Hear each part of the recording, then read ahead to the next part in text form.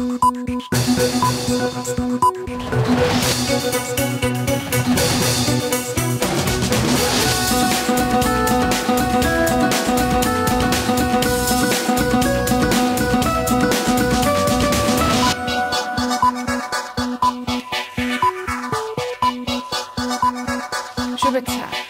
সবাইকে স্বাগত রাতের মাছরাঙা সংবাদে আপনাদের সঙ্গে আছি আমি সাবরিনা হাসনাত। শুরুতেই গার্ডিয়ান লাইফ ইন্স্যুরেন্স সংবাদ শিরোনাম।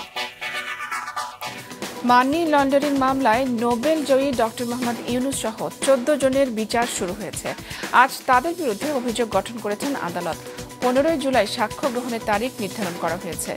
নিরপরাধ দাবি করে ন্যায় বিচার চেয়েছেন অভিযুক্তরা। এদিকে আইনমন্ত্রী বলেছেন, হাজিরা দিতে এসে ডক্টর ইউনূস যা বলেছেন তা অসত্য এবং দেশের মানুষের জন্য অপমানজনক। সাবেক আইজিপি বেনজির, তার স্ত্রী এবং সন্তানদের আরও বিপুল সম্পত্তির সন্ধান পাওয়া গেছে। রাজধানীর বাড্ডা ও আদাবরে আরও 8টি ফ্ল্যাট এবং নারায়ণগঞ্জে, উত্তরা এবং বান্দরবানে 25 একর 27 কাঠা জমির এসব সম্পদ আজ ক্রোক করার আদেশ দিয়েছে আদালত। দুর্নীতি দমন কমিশনের আবেদনের পর আদালত এই আদেশ দেয়। এবং প্রভাবশালীরা এমপি আজিম হত্যার বিচার বাধাগ্রস্ত করতে পারে বলে মনে করছেন তার মেয়ে ডরিন। আজ স্বরাষ্ট্রমন্ত্রীর সাথে দেখা করে এমন আশঙ্কার কথা জানিয়ে বাবা হত্যার সুষ্ঠু বিচার চেয়েছেন তিনি। এদিকে স্বরাষ্ট্রমন্ত্রী বলেছেন, হত্যার সঙ্গে জড়িতরা যত প্রভাবশালীই হোক, বিচার প্রক্রিয়ায় কেউ প্রভাব খাটাতে পারবে না। দর্শক শুনছিলেন শিরোনাম, এবারে বিস্তারিত। মানি লন্ডারিং প্রতিরোধ আইনের মামলায় নোবেল জয়ী অর্থনীতিবিদ ডক্টর মোহাম্মদ ইউনূস সহ 14 জনের বিরুদ্ধে অভিযোগ গঠন করেছেন আদালত। ঢাকার বিশেষ জজ আদালত 4 আজ এই আদেশ দেন। এর মাধ্যমে এই মামলার বিচার শুরু হল। সাক্ষ্য গ্রহণের জন্য আগামী 15 জুলাই তারিখ ঠিক করেছেন আদালত। গ্রামীণ টেলিকমের কর্মীদের লভ্যাংশের 25 কোটি 22 লাখ টাকা আত্মসাতের অভিযোগে করা মানি লন্ডারিং প্রতিরোধ আইনের মামলায় গত 1 ফেব্রুয়ারি ডক্টর ইউনূস সহ 14 জনের বিরুদ্ধে আদালতে অভিযোগপত্র দেয় দুর্নীতি দমন কমিশন। অভিযোগ গঠনের শুনানি শেষ হয় গত 2রা জুন। অভিযোগ গঠনকে কেন্দ্র করে সকালে আদালতে হাজির হন নোবেলজয়ী ডক্টর মোহাম্মদ ইউনূস সহ অভিযুক্ত 14 জন। নিজেদের নিরপরাধ দাবি করে আদালতের কাছে ন্যায় বিচার চান সবাই। যতদিন আসামি অপরাধী প্রমাণিত না হচ্ছে ততদিন তিনি নির্দোষ, নিরপরাধ। একজন নিরপরাধ নাগরিককে একটা লোহার খাঁচার ভেতরে গিয়ে দাঁড়িয়ে থাকতে হবে আদালত শুনানি চলাকালীন, এটা আমার কাছে অত্যন্ত অপমানজনক। আমরা সারা জীবন তো মানুষের সেবাতেই কাটিয়েছি, এই অর্থ আত্মসাৎ করার জন্য তো আমরা নিজেদের অর্থ ব্যয় করে আমরা এসেছি, এটাই আমাদের ইতিহাস। কাজে এইখানে কেন হচ্ছে, এটাই হলো হয়রানি, যে আমাদের বোধের মধ্যে আসছে না। এই মামলা তো দ্রুত বিচার আইনের মামলা না, এটা স্বাভাবিক নিয়মে চলবে। সুতরাং কোর্টকে অনুরোধ করেছি ন্যায় বিচারের জন্য স্বাভাবিক নিয়মের মাধ্যমে মামলার ডেট দেওয়ার জন্য, দ্রুত গতিতে না দেওয়ার জন্য। দুদকের আইনজীবী জানান, সরকার কাউকে হয়রানি করছে না। আমরা দুর্নীতি দমন কমিশন, এটি স্বাধীন সংস্থা, তার বিরুদ্ধে আমরা তদন্ত করেছি এবং তদন্ত করার পর সাক্ষ্য প্রমাণের ভিত্তিতে আইনানুগ পদ্ধতিতে অভিযোগপত্র দাখিল করা হয়েছে, অভিযোগ গ্রহণ হয়েছে, কগনিজেন্স হয়েছে। এখন চার্জ গঠনের জন্য তারিখ ছিল, তারা দরখাস্ত দিয়েছেন, কাগজপত্র দিয়েছেন, উভয় পক্ষ শুনানি করেছে, আজকে আদেশ হয়েছে। এখানে সরকার মাঝখান থেকে কোত্থেকে ঢুকে গেল এটা তো আমরা জানি না। এদিকে নিজের বিচার প্রক্রিয়া নিয়ে ডক্টর ইউনূসের বক্তব্য অসত্য এবং দেশের মানুষের জন্য অপমানজনক বলেছেন আইনমন্ত্রী। ডক্টর ইউনূস যেই সব কথা বলে বেড়াচ্ছেন সেই কথা অসত্য এবং সেই সব কথা বাংলাদেশের জনগণের অপমানজনক। সচিবালয়ে ইউরোপীয় ইউনিয়নের 2 সদস্যের প্রতিনিধি দল এবং ইউভুক্ত 6 দেশের রাষ্ট্রদূতের সঙ্গে বৈঠক শেষে আইনমন্ত্রী আরও বলেন, ডক্টর ইউনূসের বিরুদ্ধে চলমান মামলাগুলো সম্পর্কে রাষ্ট্রদূতদের বিস্তারিত জানানো হয়েছে। নুরুন নাহার উইলি, মাছরাঙা সংবাদ, ঢাকা।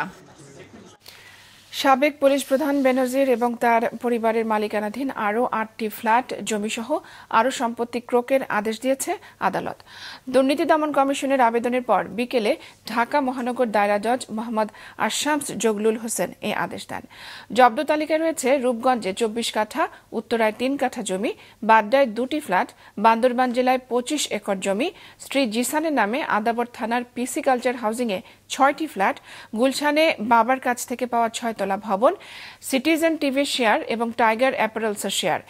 এর আগে গত 23 এবং 26 মে 2 দফায় বেনজির, তার স্ত্রী এবং 3 কন্যার নামে থাকা প্রায় 612 বিঘা সম্পত্তি ও গুলশানের 4টি ফ্ল্যাট ক্রয় এবং বেশ কিছু ব্যাংক অ্যাকাউন্ট জব্দ করার আদেশ দেয় আদালত। এসব সম্পত্তির রক্ষণাবেক্ষণ করতে তত্ত্বাবধায়ক নিয়োগের জন্য গত 6 জুন আদেশ দেয় একই আদালত।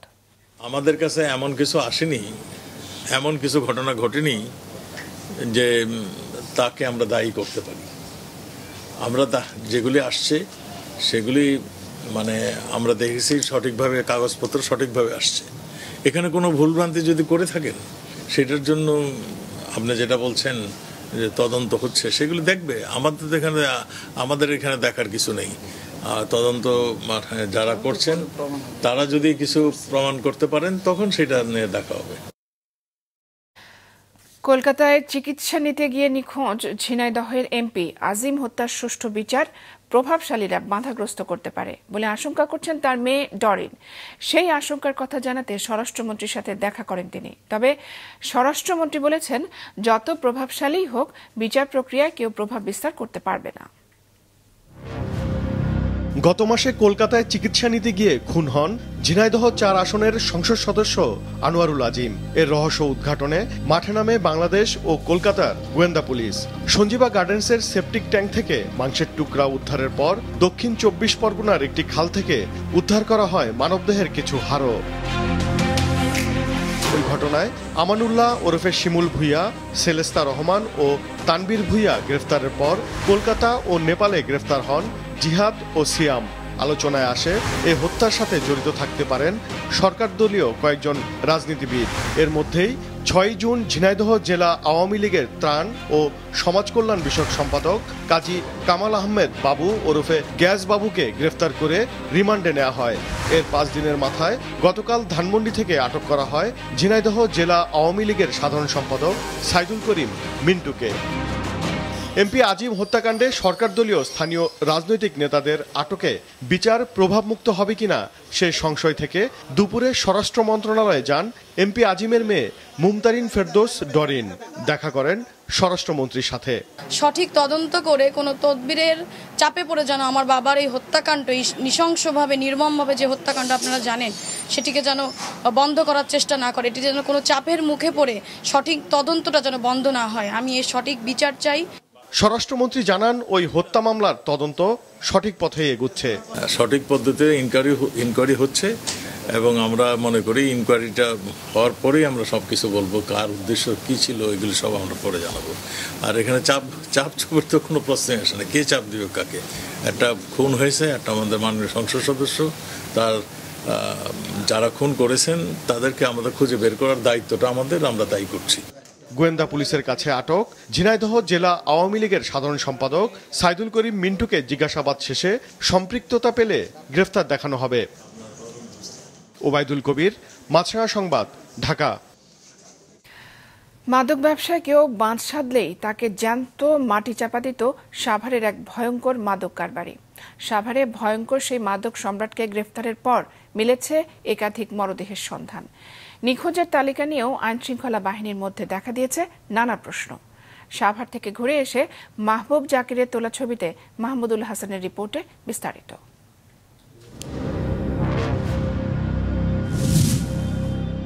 গৃহিণী সীমা 1 মেয়ে সন্তান নিয়ে থাকতেন সাভারের খনিজনগর এলাকার এই বাড়িতে।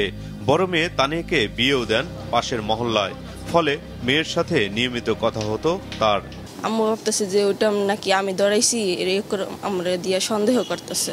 গত মাসের 14 মে সাভারের বিরুলিয়া ইউনিয়নের যুবলীগ সভাপতি হামিদ ও মাদক সম্রাট স্বপনের স্ত্রী পপি আক্তারকে গ্রেফতার করে ডিবি পুলিশ। সেদিন পালিয়ে যায় স্বপন। সন্দেহ করে ডিবিকে তার তথ্য দিয়েছে প্রতিবেশী সীমা আক্তার। এজন্য তাকে হুমকিও দেয় সে। যে স্বপন যে এই ঘটনাটা ঘটাইছে ওর 2 দিন আগে আম্মু একবার পুরো ক্লিয়ার ভাবে ফোন দিয়ে আমার বলছে। 2রা জুন সন্ধ্যায় সীমা আক্তারকে অপহরণ করে স্বপন ও তার দলবল। রাতেই তাকে পানিতে চুবিয়ে নির্যাতন করা হয়। পরে কম্বল পেঁচিয়ে মাটি চাপা দেওয়া হয় সীমাকে। সীমা হত্যায় সন্দেহভাজন হিসেবে গ্রেফতার সাইফুলের দেওয়া তথ্যে সাভারের আনন্দপুরে মাদক কারবারি স্বপনের নির্মাণাধীন বাড়ির মেঝেতে 7 ফুট মাটি খুঁড়ে পাওয়া যায় একটি কঙ্কাল। পোশাক দেখে মরদেহটিকে 14 মাসে আগে নিখোঁজ তোফাজ্জল হোসেনের বলে দাবি করেছে তার পরিবার। খোঁজাখুঁজি করছি, ওকে কোনোভাবে আমরা পাইনি। আমাদের এই মামলাটা ঠিক সবই করছি, কিন্তু ওনারা গুরুত্ব দেয় নাই। কোনো গুরুত্ব না দেওয়ার কারণে আমার হাজবেন্ডকে আমি আজকে হারাই ফেলছি। এই বাড়ির ভিতরে আমার সন্দেহ, এই বাড়ির ভিতরেই ওরে মারছে, এই বাড়ির ভিতরেই আসছে। পেশায় মাদক কারবারি স্বপন এরই মধ্যে গড়েছেন সম্পদের পাহাড়।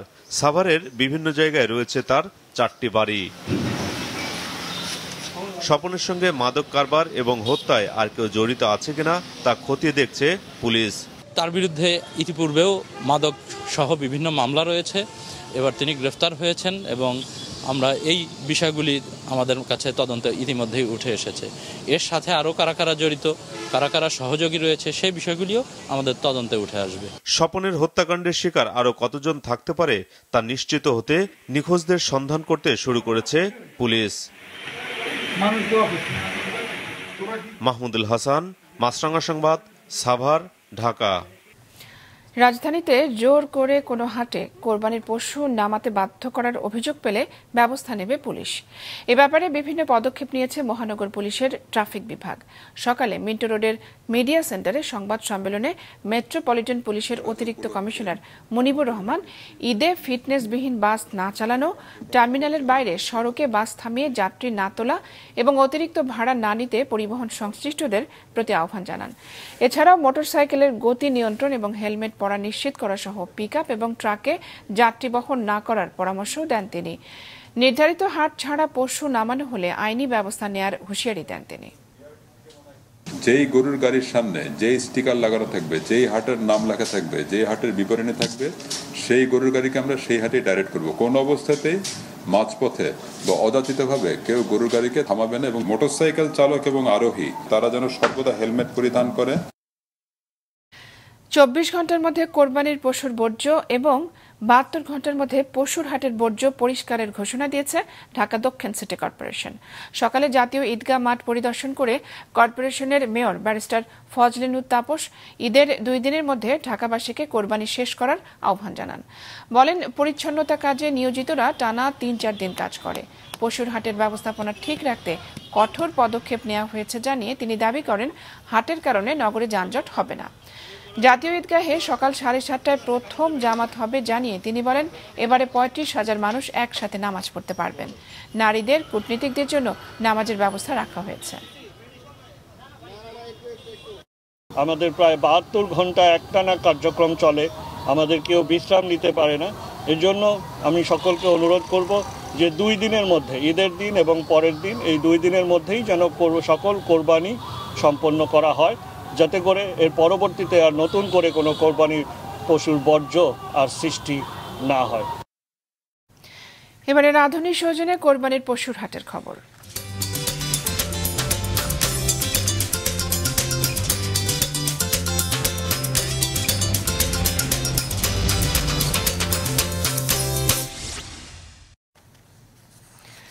দিনাজপুরের হিলিতে প্রথমবারের মতো গড়ে উঠেছে মহিষের খামার। কুরবানির ঈদ উপলক্ষে সেখানে অস্ট্রেলীয় এবং ভারতীয় জাতের মহিষ মোটাতাজা করা হচ্ছে। হিলি প্রতিনিধি হালিম আল রাজির পাঠানো তথ্য ও ছবি নিয়ে ডেস্ক রিপোর্ট। 2021 সালে ভারত বাংলাদেশের সীমান্ত থেকে মাত্র কয়েকশো গজ দূরে হিলিতে মহিষের এই খামার গড়েছেন স্থানীয় সুমন মিয়া। শুরুতে 4টি থাকলেও এখন তার খামারে রয়েছে 138টি মহিষ। কুরবানি উপলক্ষে খড়, ঘাস, ভুসি সহ দেশীয় খাবার খাইয়ে মোটাতাজা করা হচ্ছে সেগুলো। ভারত থেকে অবৈধ পথে মহিষ না আসলে ভালো লাভের আশা করছেন সুমন মিয়া। গরু বসে কয়েক বছর ধরে আমি খালি লসই করতেছি। কেন জানেন? সরকার সারা বছর গরু নিবে না ভারত থেকে, কুরবানি ঈদের 15 দিন আগে থেকে ভারত থেকে গরু নেই। ফারামালা মোলে মর, বাঁচলে বাস। এই জন্য গরুর উপর ভক্তি আর নাই। এই জন্য আমি 3 বছর ধরে মোষ পুষতেছি। আল্লাহ চায় আমি লাভবান আছি মোষ পুষে। এদিকে খামার গড়ে তোলায় কর্মসংস্থান হয়েছে 10 থেকে 12 জনের, যারা একসময় সীমান্ত দিয়ে অবৈধ মালামাল বহনের কাজ করত। মহিষা প্রায় খাওয়ার আমরা খিলাই প্রায় 10 জন লোক আছি। আমরা সকালতে মহাজনের ঘাস আছে, ঘাস লিয়ে আসি, খের আছে, খের লিয়ে আসি। এরই মধ্যে মহিষ কিনতে খামারে যাচ্ছেন দেশের বিভিন্ন প্রান্তের পাইকাররা। আমরা এই মহিষের বড় খামার দেখতে আসছি, দেখে যদি 2-10টা হয় কিনে নিয়ে চলে যাবো, নিয়ে যায় হাটে বেচে 10 টাকা রোজগার হয়, খাবো। মহিষের যে দাম চাইছে মহিষ দামে হচ্ছে না। সীমান্তে কর্মসংস্থানের সুযোগ সৃষ্টিতে এই ধরনের আরো খামার গড়তে সব ধরনের সহযোগিতার আশ্বাস দিয়েছেন সংশ্লিষ্ট কর্মকর্তারা। কিন্তু মহিষের খামার একটা লাভজনক ব্যবসা বলা যায় এবং হচ্ছে এটা একটা প্রোটিনের একটা বিশাল সোর্স। খামার ইজিলি স্বয়ংসম্পূর্ণ হতে পারবে। যদি কেউ এই ধরনের খামার গড়ে তুলতে চায়, আমরা আমাদের দপ্তর থেকে সর্বোচ্চ সহযোগিতা করব। গরুর চেয়ে দাম কম এবং মাংসের স্বাস্থ্য ঝুঁকি কম থাকায় কোরবানির জন্য মহিষের ভালো চাহিদা আছে দেশে। মাছরাঙা নিউজ ডেস্ক। চুক্তিতে নিয়োগ পাওয়াদের পদোন্নতি বাতিল সহ বেশ কিছু দাবিতে প্রতিবাদ কর্মসূচি পালন করেছেন বিসিএস স্বাস্থ্য ক্যাডারের কর্মকর্তারা। মহাখালী স্বাস্থ্য ভবনের সামনে সকালে অবস্থান এবং প্রতিবাদ সভার আয়োজন করে তারা। 28তম বিসিএস থেকে 42তম বিসিএস এর অনেকেই এতে অংশ নেন। আন্দোলনকারীদের অভিযোগ, চুক্তিতে নিয়োগ পাওয়া কর্মকর্তাদের নিয়ম বহির্ভূতভাবে পদোন্নতি দেওয়া হয়েছে। বিসিএস ক্যাডারের কর্মকর্তাদের পদোন্নতির ক্ষেত্রে বিভিন্ন শর্ত পূরণ করার প্রয়োজন হলেও অ্যাডহক নিয়োগপ্রাপ্তদের তা ছাড় দেওয়ার সুপারিশ করেছে স্বাস্থ্য অধিদপ্তর। এটি স্থগিতে 2019 সালের একটি রিট পিটিশন আছে বলেও জানান স্বাস্থ্য ক্যাডারের কর্মকর্তারা। অফশোর ব্যাংকিং চ্যানেলের মাধ্যমে আমানত সংগ্রহ কার্যক্রম চালু করেছে বেসরকারি খাতের ইস্টার্ন ব্যাংক। রাজধানীর গুলশানে বিকেলে ব্যাংকের প্রধান কার্যালয়ে এই কার্যক্রমের উদ্বোধন করেন ইবিএল এর ব্যবস্থাপনা পরিচালক আলী রেজা ইফতেখার। অফশোর ব্যাংকিং এর মাধ্যমে প্রবাসী বাংলাদেশি, বিদেশি নাগরিক এবং সারা বিশ্বের কর্পোরেট গ্রাহকরা সহজেই অ্যাকাউন্ট খোলা এবং ডিপোজিট করার সুবিধা পাবেন। আমানত থেকে প্রাপ্ত আয়ের কোনো কর প্রযোজ্য হবে না। সারা বিশ্বের গ্রাহকদের সুবিধার্থে ইবিএল ওয়েব ভিত্তিক পোর্টালের মাধ্যমে হিসেব খোলা এবং আমানত করার সুযোগ প্রদান করা হয়েছে। এবার আন্তর্জাতিক। গাজায় যুদ্ধবিরতির লক্ষ্যে জাতিসংঘ নিরাপত্তা পরিষদে পাশ হওয়া প্রস্তাবে রাজি হওয়ার কথা জানিয়ে আনুষ্ঠানিক বিবৃতি দিয়েছে হামাস। সশস্ত্র গোষ্ঠী ইসলামিক জিহাদের সঙ্গে যৌথ বিবৃতিতে হামাস জানায়, দখলদার ইসরায়েল এবং মধ্যস্থতাকারীদের কাছ থেকে স্থায়ী যুদ্ধবিরতির নিশ্চয়তা চায় তারা। তবে এখনও ইসরায়েলের পক্ষ থেকে এই বিষয়ে কিছু জানানো হয়নি। নিরাপত্তা পরিষদে পাশ হওয়া যুদ্ধবিরতির প্রস্তাব কার্যকরে ইসরায়েলের প্রতি আহ্বান জানিয়েছেন মার্কিন পররাষ্ট্রমন্ত্রী অ্যান্টনি ব্লিংকেন। সম্মেলনে যোগ দিয়ে জাতিসংঘ মহাসচিব বলেন, বেসামরিক ব্যক্তিদের সুরক্ষায় অবিলম্বে গাজায় যুদ্ধ বন্ধ হওয়া জরুরি।